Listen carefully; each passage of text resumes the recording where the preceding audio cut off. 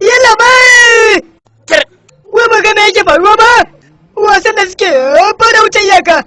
Ya kusan zuwa ƙarshe dai. Idan muka dakatar da shi ba kuma, na rinse hawan jini zai koma ba. Na ce maka ya kusan zuwa ƙarshe ko? Ya shakata ya ce yake so, amma a lokaci ɗaya zan yi maganin abin da ke kansa.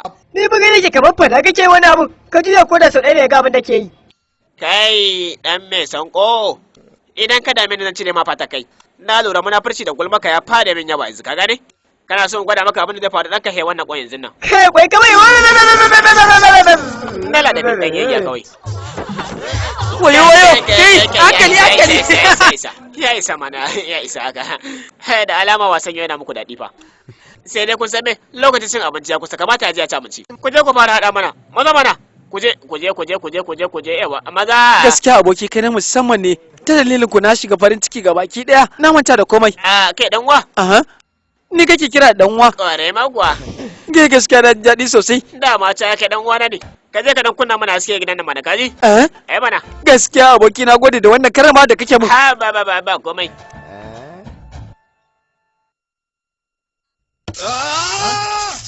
Na gaba da hi. Aiki yayi. Dan uwa! Yalla bai! Me? Tir, dalace ka faɗa min koma mai kaji? Ina tabbata lantarki ta jashi. Ga ganna ga kuma. Yanzu ya sami kenan ya tashi. Sai da ki hura mai iska ta baki. Shikenan to bari mu gani. Ke dakata. Iska za a hura mai, ni ce zan fara? Sai ke? Sai kuma kanwan mu. Ko ba haka ba?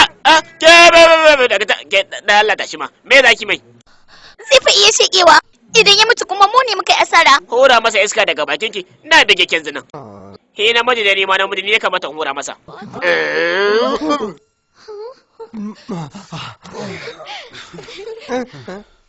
Dan gajeren suma ne ba? Kuri dan uwa, lantarki ce ta jaka. Shi ne ke kuma zaki sumbace ni? Na so a ce hakan ta fara ai. Wata kan dama kana sauraron me kenan ko? Me kake nufi da kai hiruto? Dama na sa ko ki tabbata daga kullaye. Tashi Allah. Ku tashi ku tafi. Tashi man. Ke ma ba ku maza ku tafi kowa tafi. Yawa maza ku tafi. Shi kenan ko? Gaba da kuɗi na da na baka. Idan akwai wani ƙarin daga bayan zo cika ma. Kwana biyu kawai. Ina godiya abin bauta. Yanzu abin da zan yi ɗan kaɗan ne kawai suka rage mani. Da ta samu ta aure to shi kenan wasa ya ƙare. Aboki, gaskiya kanninka suna samun farin ciki. Me kake nufi to? Dan ka ban zo ka dama suna samun farin ciki sai da ka zo tukunna. To amma kuma ya na ƙara sanya cikin farin ciki. Abin da kake faɗa san ba zai taɓa zama haka ba. Idan da haka ne to tun kamun kai na fahimci hakan ai. Wayannan kuma fa. Yana ga baki ɗayan su mu suke kallo ha?